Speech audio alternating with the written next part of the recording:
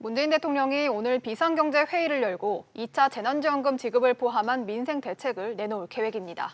취약계층, 소상공인에 대한 지원금과 함께 전 국민을 대상으로 한 통신비 지원 등의 내용이 담길 것으로 보이는데요. 자세한 내용 취재기자와 함께 이야기 나눠보겠습니다. 정광윤 기자 나와 있습니다. 정 기자, 우선 통신비 이야기부터 좀 해보겠습니다. 이게 원래는 30대와 40대는 빼고 준다는 것으로 알려져 있었는데 내용이 좀 달라졌습니다. 네, 그렇습니다. 원래 17세에서 34세까지와 그다음에 50세 이상에게만 지급하는 걸로 얘기가 나왔었는데요. 당정은 13세 이상 전 국민에게 2만 원씩 지급하는 쪽으로 가닥을 잡았습니다.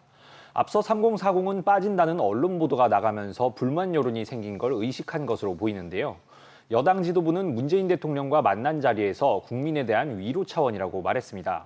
문재인 대통령도 비대면 활동이 급증한 만큼 통신비는 구분 없이 일률적으로 지원해드리는 것이 좋겠다며 호응했는데요.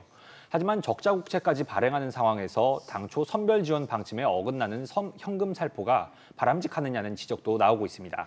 네, 그리고 이 자리에서 임대료 관련 얘기도 나왔다고요? 네, 임대료를 깎아주는 집주인에 대한 세제 혜택을 연장하자는 얘기가 나왔는데요. 정부는 앞서 착한 임대료 운동을 지원하는 차원에서 임대료 할인분의 50%를 세액공제해주다가 지난 6월 종료한 바 있습니다. 이를 하반기까지 연장하는 방안도 이번 대책에 포함될 예정입니다. 네, 그리고 아동 지원, 구직 청년 지원 이런 것도 늘어난다는 소식이 있는데 내용 자세히 전해주시죠. 네, 올 상반기 7세 미만 아동에게 40만 원의 아동 돌봄 쿠폰을 줬었는데요. 지원 범위를 초등학생까지로 확대하기로 했습니다. 다만 지원 액수는 20만 원으로 줄어들게 될 것으로 보이는데요. 또 코로나 때문에 구직 기간이 길어진 청년들을 대상으로 특별 지원 방안을 검토 중입니다. 1인당 월 50만 원씩을 나눠주는 내용이 담길 것이라는 얘기도 나오고 있습니다. 네, 또 가장 피해가 큰 자영업자에 대한 지원 내용도 정리해 주시죠.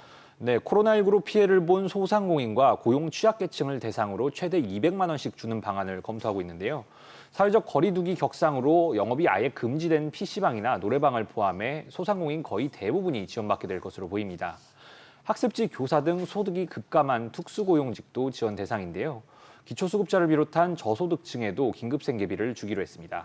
네, 이제까지 쭉 살펴본 내용들을 보면 아직 확정은 아닙니다만 대부분 누구에게 얼마나 어떻게 지급하겠다 이런 식의 윤곽은 좀 나온 것으로 보이는데 그러면 앞으로 남은 진행 절차는 어떻게 됩니까?